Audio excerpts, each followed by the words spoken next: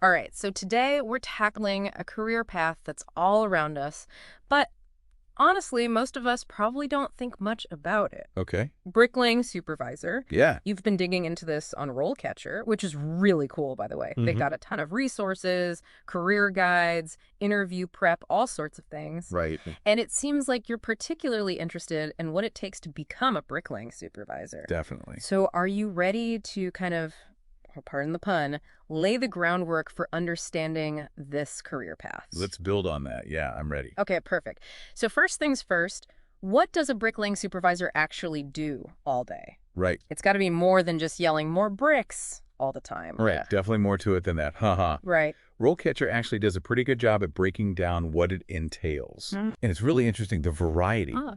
You're not just overseeing the actual bricklaying. Mm-hmm. You're managing entire teams, troubleshooting issues as they come up, making sure everything's safe and up to quality standards. It's a lot to juggle, especially under pressure.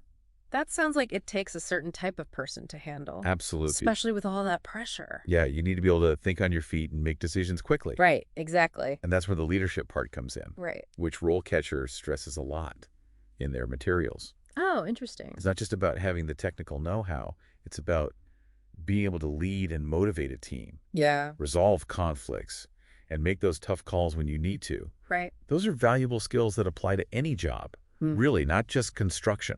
Absolutely. And it makes you think about how we tend to put certain jobs in a box, you know? I know what you mean. Like, oh, that's a construction job. Those skills won't apply anywhere else. Right.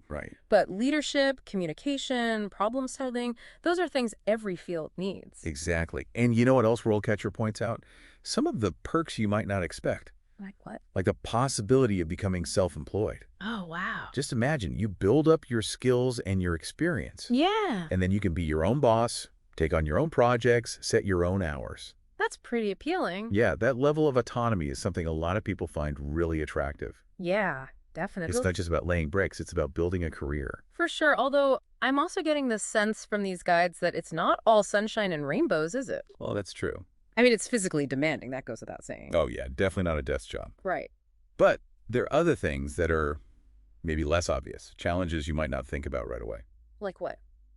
Well, one thing that stood out to me from RoleCatcher was that you constantly need to be learning new things. Oh, interesting. They emphasize how technology is really changing the game in construction these days. Really? In what ways?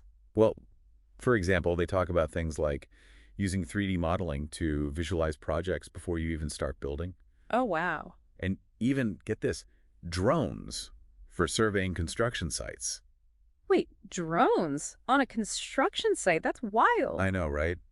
It really shows how much things are changing in the industry. Yeah, So even though it's very hands-on, you have to be open to these new technologies and materials. that's fascinating. And always be ready to update your knowledge. So even in a profession that seems as traditional as bricklaying, you have to be adaptable You have to be. and embrace change. Which, by the way, is something our listeners are great at, always diving into new topics with us on the deep dive. Exactly. And that's another thing RoleCatcher really stresses, this need for lifelong learning. Yeah. You always have to be improving your skills to stay on top of your game in this field. Makes sense.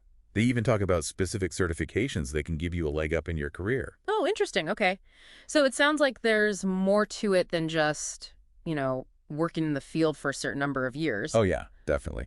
You mentioned certifications. Right. So tell me how RoleCatcher breaks down that career ladder. Yeah, so they've got this whole progression laid out from, like, starting out as an entry-level bricklayer Mm-hmm. to eventually working your way up to becoming a seasoned supervisor. Okay.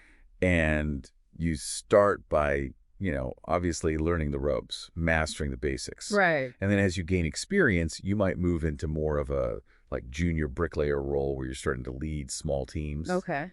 But to really climb that ladder, Huh. to get to those higher level positions, that's where certifications become super important. Got it. Like RoleCatcher was saying, Okay. they could really give you an edge. So what kind of certifications are we talking about specifically? Well, they mentioned certifications in, like, advanced bricklaying techniques, which makes sense. Right. Of course. You got to know your stuff. Right. But they also highlighted the importance of things like project management certifications, Oh, interesting. which, at first I was like, project management, Right. but then it clicked Right. because supervisors, they aren't just experts in bricklaying itself. They're managing projects. They're dealing with deadlines. They're working with budgets. That's a really good point. So having those project management skills is really valuable in that role. It's like they need that business sense woven in as well. Exactly. Yeah. And it goes back to what we were talking about before about how Right. the skills you gain in one field can often be applied to other things. Totally. So you could start in bricklaying, you could hone your project management skills, Yeah. and then down the line, who knows, you might even decide to transition into a project management role in a completely different industry. It's like you're building this like versatile skill set brick by brick, literally. Exactly. Yeah. So we've got these certifications, but RoleCatcher also mentioned that the construction industry in general is doing pretty well right now. Oh, yeah. It's booming. Like in terms of growth. Yeah. Did you happen to see that statistic? I did. I think it was the Bureau of Labor Statistics. They're projecting like a 5% growth over the next, I don't know how many years, but 5%. yeah, it's a lot, especially these days. That's huge. It's a good time to be in construction if you're looking for job security. Yeah, for sure. That's So on the link. for someone who's maybe a little concerned about job security, it seems like learning a trade like bricklaying could actually offer some real peace of mind. Absolutely. Yeah, it's a solid career path. Yeah, and it really highlights what's so great about RoleCatcher. Right. Because they're not just throwing a bunch of job listings at you and saying good luck. No, not at all. They're actually helping you understand Right. the skills that employers are looking for, Mhm. and then they're giving you the tools to really stand out from the crowd. Exactly. They're setting you up for success. Yeah, it's like having a secret weapon in your back pocket, especially in such a competitive job market. Oh, for sure. Especially nowadays, you got to bring your A game. Right. And that's where I think those AI-powered features that RoleCatcher has are so helpful. Oh, yeah, tell me about those, because I know. Like the CV analysis and the interview practice tools, Yep. those are invaluable. Those are great. You're getting personalized feedback so you can really put your best foot forward. That's huge. Yeah. I can definitely see why our listeners, who love to really dive deep into these topics, are drawn to RoleCatcher. Yeah, they're all about giving you those aha moments, you know, Yeah, exactly. and really helping you understand the ins and outs of a career. It's that thoroughness. Yeah. And speaking of thoroughness and aha moments, Right. there's one more aha moment I kind of want to get to before we wrap up here. Okay. We've talked a lot about becoming a bricklaying supervisor, Mm-hmm. all the steps involved. Yeah. But what about the future of this role itself? Right. What's going to happen down the line? Exactly, because we can talk about Yeah. getting the skills and, climbing the ladder and all that. Yeah. But is it a career with a future? What's your take on how this might evolve, 5, 10 years down the line? That's a big question. Is this like a future-proof job, or is it something that's going to get phased out? Yeah, that's the million-dollar question, right? Yeah. And it's interesting. RoleCatcher kind of hints at this throughout their materials. Okay. They're always emphasizing the importance of being adaptable, of staying ahead of the curve. Mm-hmm. Because, I mean, let's be real. With all this talk about automation and AI, Right. even skilled trades like bricklaying are going to be impacted. So are we talking like robots replacing bricklayers? That's kind of scary. Well, it's not necessarily that simple. Okay. I think it's more nuanced than that. Okay. Yeah, sure. Some of the tasks on a construction site will probably become automated, right? Right. But remember those leadership skills we were talking about? Yeah. The problem solving, the communication, all of that. Yeah. Those skills are going to be even more important in the future. Interesting. So it's almost like instead of robots replacing humans completely, it's going to be about Right. humans and technology working together. Exactly. And the bricklaying supervisor is Yeah. kind of like the bridge between the two. Exactly. Someone's got to oversee those automated systems, right? Right. Someone's got to be there to troubleshoot problems, to make sure everything's running smoothly, Right.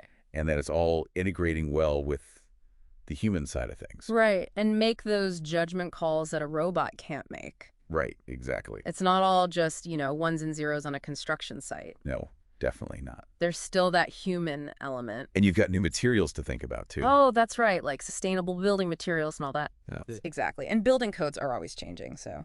It's like this whole extra layer of complexity. Exactly. It's a lot to stay on top of. On top of an already complex job. Exactly. Wow. So I think the big takeaway here, and it's something that I know our listeners, they're all about this, Right. is that in this field, just like in any field these days, Mm-hmm. the learning never really stops. It's like that saying, build it and they will come, but it's more like learn it and you will thrive. Ah, it's a good one. Yeah. It's all about being curious, being open to new technologies, Yeah, always looking for ways to like level up your skills. absolutely. That stay ahead of the game. So there you have it, listeners.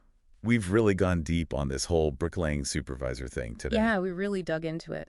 We've uncovered some of the surprising demands, some of the perks that you might not expect, Definitely a lot to consider. and really how important it is to be adaptable, Oh, yeah, that's key. especially in a field like this where things are constantly changing. It's an exciting time to be in construction, that's for sure. It really is, and I love how you put it. How's that? It's not just about, laying bricks. Mhm. It's about building a career. Absolutely. And it sounds like with the right skills and the right mindset, Yeah, this is a career path with a lot of potential. tons of potential.